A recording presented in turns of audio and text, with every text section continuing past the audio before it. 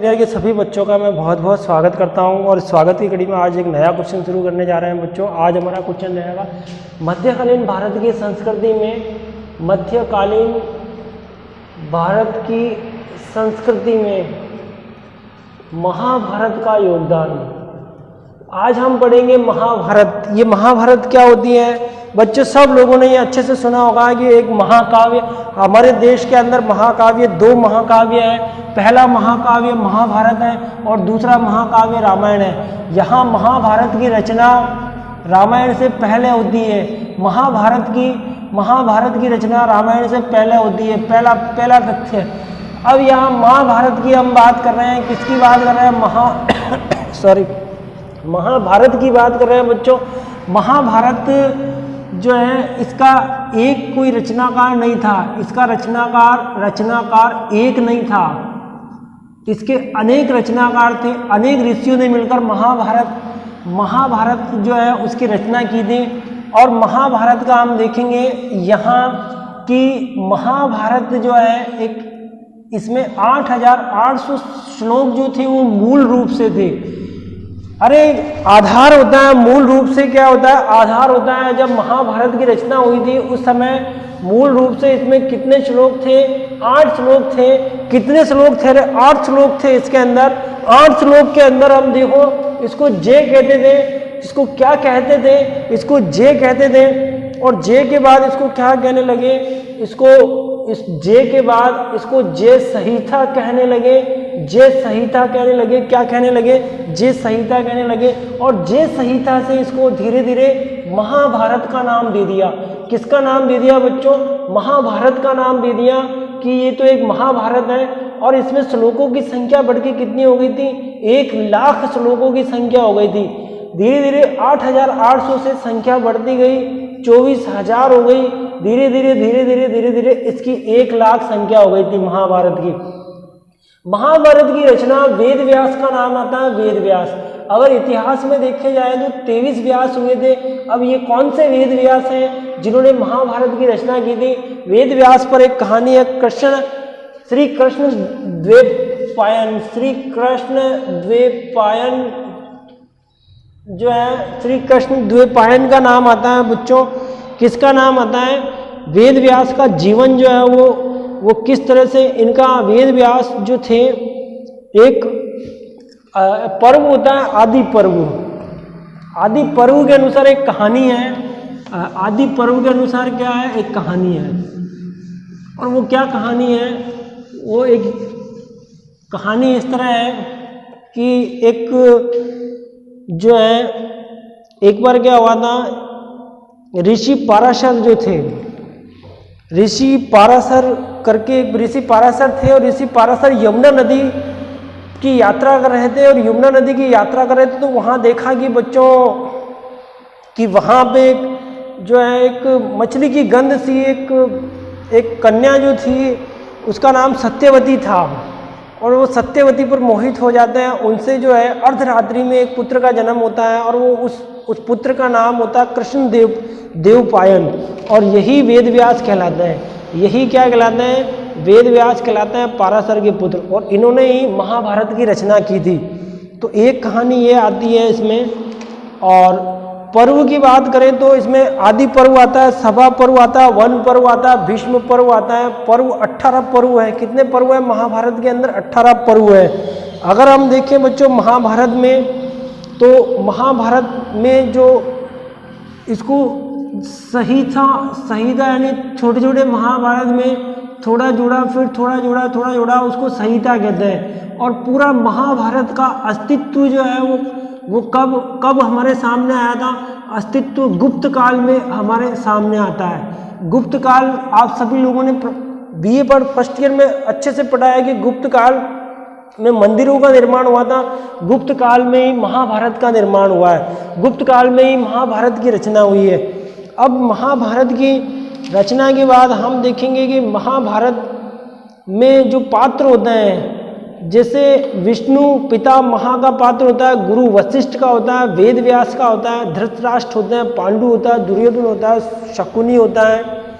यहाँ मामा जो है शकुनी मामा है, युधिष्ठिर है, भीम है, अर्जुन है, वासुदेव कृष्ण है, कुंती है, द्रौपदी है, गांधारी है, ये सब अपना अपना प्रभाव रखते हैं। पांडवों में भी आपने नाम सुना होगा बच्चों, भीम का नाम सुना होगा, अर्जुन का नाम सुना होगा, अर्जुन है, सहदेव है, नकुल है, युधिष्ठिर है, इन सब की अपनी अपनी शक्ति थी। अपना पांडव और कौरव के इतिहास को आप अच्छे से जाने होंगे। कौरवों ने पांडवों को निर्वासित जीवन जीने के लिए छोड़ दिया था। महाभारत में आपने पांडवों को देखा था कि वो जंगल में एक जगह से दूसरी जगह भटक रहे थे, वो सत्य के मार्ग पे चल रहे थे, वो धर्म के मार्ग पे चल रहे थे, और धर्म के मार्ग पे चलने वाले लोगों को भगवान पूरा साथ देता है। इसी तरह उनके साथ कौन आया था, उनके साथ जो है भगवान श्री कृष्ण पांडवों के साथ थे। पहले आपने ये देखा होगा कि भगवान श्री कृष्ण ने कहा कि भाई जो तुम्हारी पूरी सेना तुम पांडवों को दे दो और मैं तुम्हारी तरफ आ जाता हूँ, लेकिन युधिष्ठिर और वो जितने भी छल कपट वाले कौरव जो थे उनको ये सब चीज़ें पता थी। उनको ये सारी चीज़ें वो जानते थे वो कि हमारे पास इतनी जो है सेना है और 100 लाख सेना है हमारे पास, हम भगवान श्री कृष्ण, वो ये नहीं जानते थे कि भगवान श्री कृष्ण खुद एक अवतारी है और उन्होंने भगवान श्री कृष्ण को भेज दिया पांडवों के पास, नहीं तुम तो पांडवों के पास में रहो।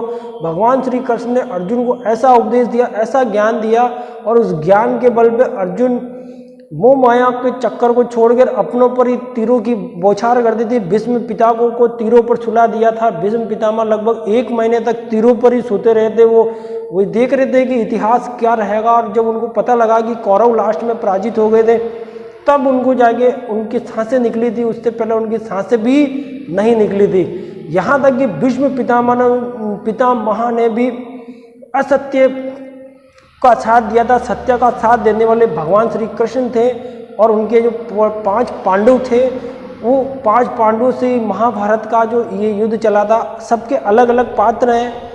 अब महाभारत का आध्यात्मिकता क्या रहती है, श्रीमद् भगवत गीता का नाम सुना होगा बच्चों आपने, गीता का उपदेश जरूर सुना होगा। गीता में ऐसा लिखा है कि जो जैसा कर्म करेगा वैसा ही उसको फल मिलता है। कर्म करने पर ही मानव प्राणी को जो है मानव प्राणी को वो सब चीज़ें प्राप्त होती है जो वो चाहता है। उसके जीवन में जो लक्ष्य होता है वो लक्ष्य प्राप्त हो जाता है। कि हमें परिणाम को नहीं सोचना चाहिए, परिणाम पर हमें ध्यान नहीं देना है, हमें तो केवल अपने लक्ष्य की ओर आगे बढ़ते जाना है। फल तो अपने आप ही भगवान हमको देगा, लेकिन कब देगा, जब हम मेहनत करेंगे। और गीता का उपदेश भी महाभारत में आध्यात्मिकता के लिए प्रसिद्ध माना जाता है। अगर हम सामाजिक मूल्यों की बात करें तो मानव सेवा पर बल दिया गया था, आश्रम पर भी महत्व दिया गया था। समाज के अंदर जो महाभारत का योगदान रहा था, जो कौरवों और पांडवों ने जो एक जगह से दूसरी जगह गए थे, उन्होंने जो ज्ञान दिया था, जो संस्कृति सिखाई थी, वो सब लोग जो थे वो उन चीज़ों को अच्छे से जानते थे। और उनमें जो है मानवता, एक मानव से मानव प्राणी को सहयोग करने की भावना का उनमें विस्तार हुआ था। अगर हम बात करें महाभारत में शांति पर्व है बच्चों, कौन सा पर्व है, शांति पर्व है।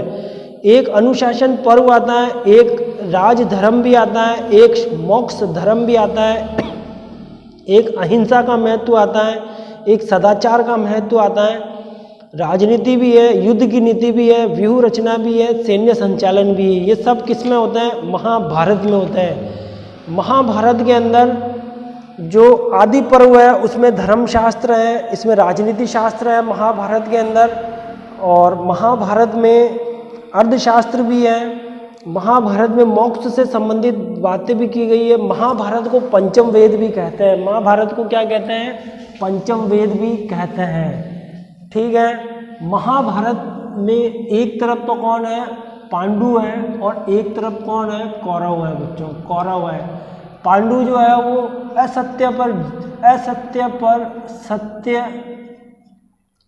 पर सत्य की जीत। पांडवों का मार्ग जो था, वो पांडवों का मार्ग कौन सा होता है, वो सत्य का मार्ग होता है। कौन सा मार्ग होता है, सत्य का मार्ग होता है। पांडवों का मार्ग कौन सा होता है, धर्म की नीति का मार्ग होता है। पांडु जो थे वो वनों में क्या हो रहे थे, वनों में भटककर आध्यात्मिक दर्शन दर्शन और धर्म के मार्ग में चलते हुए अपने कर्तव्य का पालन कर रहे थे। उनको जो देश निकाला मिला था उस देश निकाले का वो पालन कर रहे थे। क्या महाभारत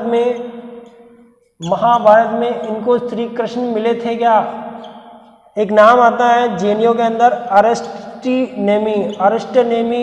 ये भगवान श्री कृष्ण के क्या होते हैं? समकालीन होते हैं। ये क्या होते हैं? समकालीन होते हैं। यहाँ एक नाम आता है अरिस्टनेमी भगवान श्री कृष्ण के समकालीन होते हैं। ठीक है। कौरवों की अगर हम बात करें तो असत्य पर सत्य की जीत। कौरव जो थे वो शुरू से ही असत्य के मार्ग में चले। वो किसके मार्ग में चले? असत्य के मार्ग में चले। और असत्य के मार्ग में चलने वाला कभी भी अपने जीवन में सफल नहीं होता है।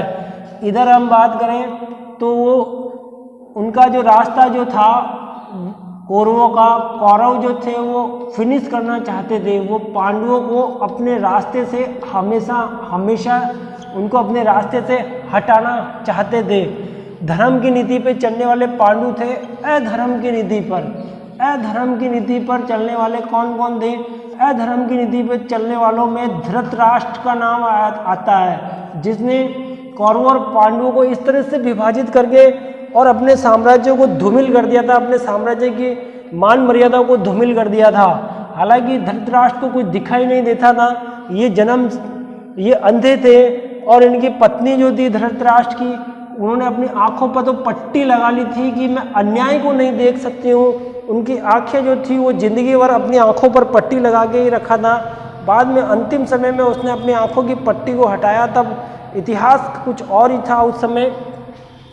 धृतराष्ट्र के बाद आपने भीष्म का नाम सुना होगा। ये भीष्म पितामह कहलाते हैं ये। और इन पितामह ने इन्होंने भी असत्य का मार्ग पे चले थे। ये भी जो है हस्तिनापुर को छोड़ के नहीं गए थे। और इन कौरवों के अंदर नाम आता है, सबसे पहला नाम इसमें दुर्योधन का नाम आता है। दुर्योधन ये जो था ये निष्ठुर था और दुर्योधन ने सबके प्रति, दुर्योधन की जो भावना जो थी वो अच्छी नहीं थी।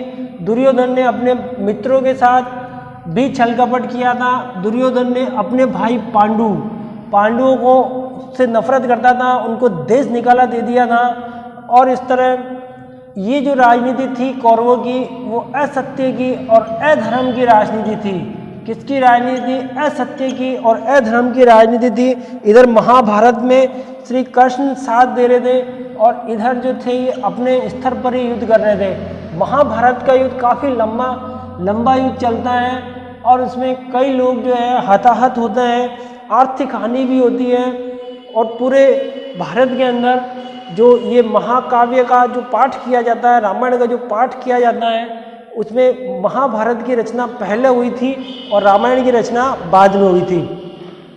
यहाँ महाभारत की रचना जो है एक इतिहासकार होते हैं प्रोफेसर गोपाल। इतिहासकार का क्या नाम है बच्चों? प्रोफेसर गोपाल। प्रोफेसर गोपाल कहते हैं कि 925 ईसा पूर्व में महाभारत की रचना हुई थी। महाभारत की रचना कब हुई थी? 925 ईसा पूर्व में हुई थी। कब हुई थी बच्चों? 925 BC में हो गई थी महाभारत की रचना। किसने कहा था? प्रोफेसर का नाम क्या है? प्रोफेसर गोपाल है। ये कौन है? गोपाल। अरे कौन है बच्चों? गोपाल है। ये 925 ईसा पूर्व में महाभारत की रचना हुई थी। एक उपनिषद है बच्चों, छांदोग्य उपनिषद। छांदोग्य उपनिषद का नाम सुना होगा। छांदोग्य उपनिषद। उपनिषदों की संख्या कितनी है? 108 उपनिषदों की संख्या है। उपनिषदों की संख्या 108 है और मुक्तिका उपनिषद में इनका उल्लेख मिलता है। किसमें? मुक्तिका उपनिषद में। मुक्तिका में 108 उपनिषदों का उल्लेख मिलता है। छांदोग्य उपनिषद में ये कहा गया कि देवकी पुत्र श्री कृष्ण। अरे देवकी पुत्र कौन है? श्री कृष्ण है। श्री कृष्ण है। श्री कृष्ण के गुरु का नाम क्या था? घोर अंगिरसी नाम था। क्या नाम था? घोर अंगिरसी नाम था। घोर अंगिरसी नाम था। किसमें कहा है? छांदोग्य उपनिषद में ये कहा गया है। और इस तरह कहते हैं कि महाभारत की रचना 8वीं सदी ईसा पूर्व से 6ठी सदी ईसा पूर्व हुई थी। 8वीं सदी ईसा पूर्व से 8वीं सदी ईसा पूर्व से 6ठी सदी ईसा पूर्व के बीच में महाभारत की रचना मानी जाती है। अभी मैंने पहले भी आपको बताया था महाभारत की रचना कब हुई थी बच्चों, गुप्त काल में हुई थी। कौन से काल में हुई थी? गुप्त काल। और प्राचीन भारत के इतिहास में गुप्त काल को क्या कहते हैं? सभी बच्चे अच्छे से जानते हैं, स्वर्ण काल कहते हैं। इसी गुप्त काल में बहुत सारे मंदिरों का निर्माण हुआ था। इसी गुप्त काल में बहुत सारे मंदिर की जो शैलियाँ होती, नागर शैली, द्रविड़ शैली, बेसर शैली का निर्माण हुआ था। और अब हम जो है महाभारत में हम ये महाभारत का जो महत्व जो होता है ना, वो ये एक महाकाव्य है। ये मूल रूप से ये हमको क्या प्रदान करता है? ये हमको वीर रस प्रदान करता है। ये हमारे अंदर एक साहस का उत्साह बनाता है, वीर रस प्रदान करता है, एक उत्साह बनाता है। और महाभारत का इसका मूल कथानक क्या है बच्चों? महाभारत का मूल कथानक क्या है? मूल कथानक युद्ध है। क्या है? युद्ध। कि युद्ध तो होना ही था। अभी थोड़ी देर पहले मैंने आपको बताया था, एक तरफ कौरव थे, दूसरी तरफ पांडव थे। एक तरफ कौरव थे, दूसरी तरफ पांडव थे। युद्ध तो होना ही था, युद्ध तो होना ही था। संघर्ष और कर्म की प्रधानता महाभारत में मिलती है। महाभारत में क्या मिलती है? संघर्ष और कर्म की प्रधानता मिलती है। महाभारत का टॉपिक बच्चों आज के लिए इतना ही काफ़ी है। आज कल हम नेक्स्ट वीडियो में फिर नया क्वेश्चन लेकर आपके सामने फिर उपस्थित हो जाएंगे। सभी बच्चों को थैंक यू वेरी मच।